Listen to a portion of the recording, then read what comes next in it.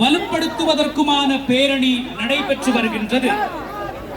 மாண்புமிகு தமிழ்நாடு முதலமைச்சர் அவர்கள் தலைமையில் மாண்புமிகு அமைச்சர் மதிப்பிற்குரிய நாடாளுமன்ற சட்டமன்ற உறுப்பினர்கள், முன்னாள் படை வீரர்கள், சீருடை பணியாளர்கள், மாணவ மாணவிகள், பொதுமக்கள் அனைவரும் கலந்து கொண்டு நமது இந்திய ராணுவத்திற்கு தமிழ்நாட்டின் சார்பில் ஆதரவை தெரிவிக்கும் பேரணி நடைபெற்று வருகின்றது.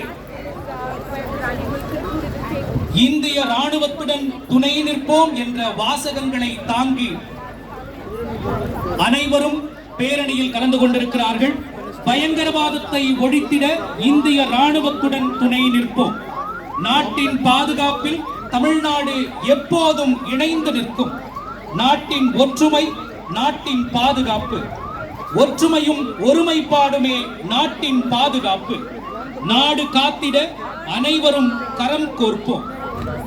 ஒன்றிணைவோம், நாட்டின் பாதுகாப்பை உறுதி செய்வோம். ஓங்கட்டும் ஒற்றுமை.